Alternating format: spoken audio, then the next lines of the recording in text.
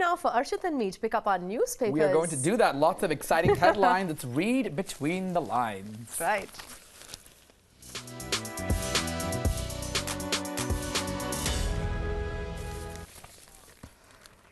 All right, Charu, so what do we have brewing this morning? I have weird news, Archit. This is from the DNA today, and this is like sci-fi. All right. But it's scary sci-fi. It says, make your own soulmate.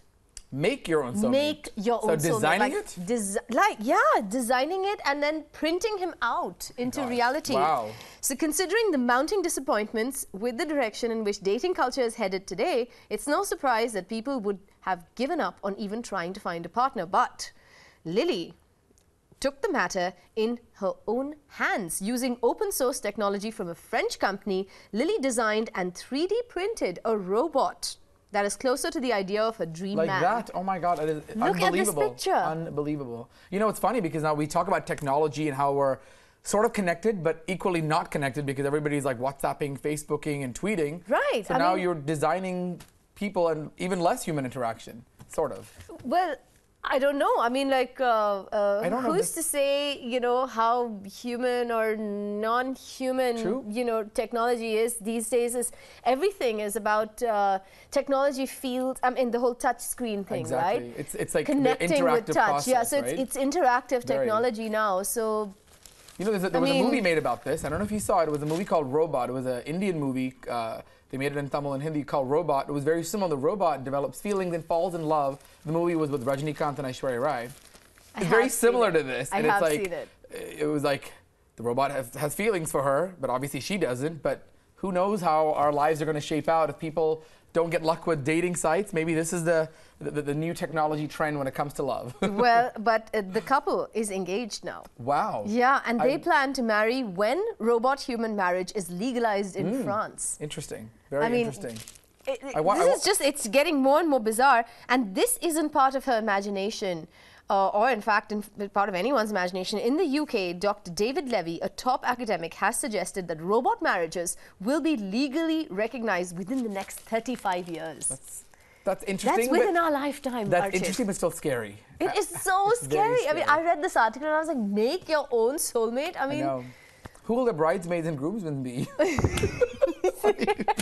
Well, I guess they're probably robots' best friends from the lab. They'll have designed groomsmen and bridesmaids. No, they'll print them out. Well, speaking of interesting stories, I was reading a story this morning on the Hindu, actually. A very cool story. More than 6,000 Kuchipudi dancers from the Indian state of Andhra Pradesh performed, creating a Guinness World Record for the most number of artists performing at one time. So 6,117, in fact, to be specific, that actually performed. Very, very cool. And you know, it wasn't just people from India. It was US, Dubai, UK, Russia, Hong Kong, and Mauritius were all joined together. There were a lot of Chinese dancers, in fact, who learned the Indian classical art form, which I think is, you know, phenomenal. That is phenomenal. Very phenomenal. That is amazing. Young as 5 and as old as 60. So it just goes to show that no matter how old you are, if you are dedicated to your craft, you can accomplish whatever you want. So kudos to all of those, making all the Telugu-speaking population of the world very, very proud. Well, age no bar when it comes to the movement of change. Absolutely, right? Absolutely. All right, but I have another article which I really want to talk about. It's not really an article. It's from the DNA again. All right. It's a photograph.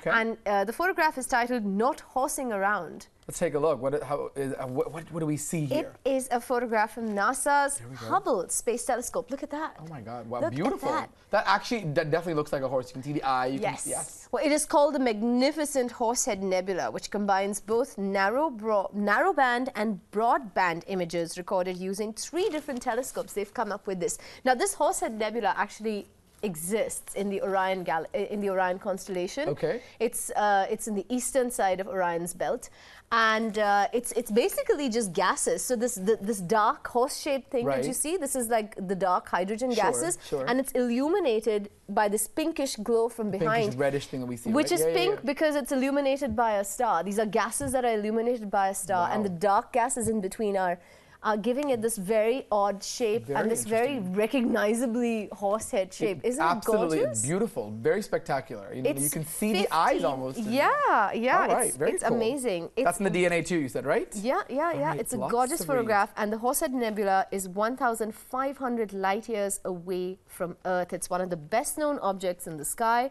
and it's illuminated, of course, from behind by a large cloud of charged gas. You're all about technology this morning, aren't you? This is all really techie and sci-fi, right? I really am. Right. Well, but that's where I draw my technology, All right.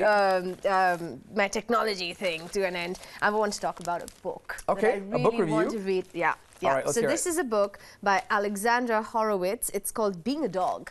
Okay. I And- wonder what animal they're referring to then. No clues there, No right? That clue, book no title? clue, no clue. Following the dog into the world of smell. Okay.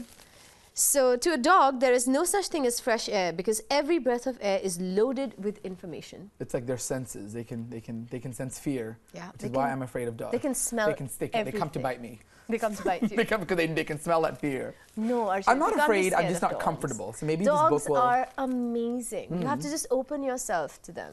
I remember I had a bad experience, but I'm always like, I don't know how to deal with them because we never grew up with pets. So I think because of that, they want the attention. And I like the dogs that just come and they do their thing and they go away. But the ones that are like licking you and jumping on you, I'm like overwhelmed. I don't know how to react. But now you know why. Yes. It's because like they have, every breath is loaded with information. In fact, every dog knows about the world mostly through his nose. So in this book, Horowitz sets out on a quest to make sense of sense, combining a personal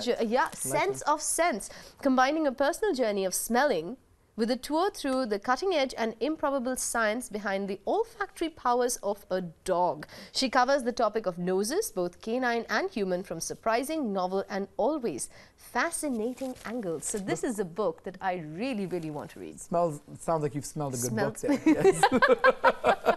All right, well, speaking of I'm smell, going to have my nose in this book now. this one is about the Delhi Food Festival. I read it on the Indian Express. Such a fabulous festive season, bringing together a lot of hungry stomachs, like, of course, ours. We'll have to go check it out this weekend. It's at the Jawaharlal Nehru Stadium complex. It is the first day of the 8th edition. So this is food from all over the country. So you have food from Rajasthan, Tamil Nadu, Kashmir, even Assam. So street food vendors, and you're going to love this. All sorts of things: pani puri, papri chaat, aloo tikki, bel puri, kulfi, faluda. Like my mouth is watering Oh my as I God, even yum, read this. yum. In the beautiful city of Delhi, it's cooled down a little bit, so it's a very nice wintry kind of feel to Yeah. enjoy all the street food. Oh, look at that, delicious, I know, yum right? food. So this is going on in New Delhi. So if you are brave enough to venture out the chilly temperatures, there is a reward at the end of sight. So that smells like it looks delicious. That looks really good. What is your favorite street food or chaat food? Do you have a favorite I cuisine? love chaat. Who I doesn't? love chaat. I mean, I love all street food, Right. but in the winter specifically, I like the sweet potato masala chaat I that they love make it. on I the actually street. have it by Z Film City here. It's delicious. All right. Well, I love pani puri though. That's my all-time favorite. I think it's time for a break. I think. We'll talk more about how food long? in the How break long then. do we have? Do you think we can nip across? Let's go take a quick breakfast break and then come back right here on the WION Breakfast. Stay right with us. Stay We'll be right back. with us.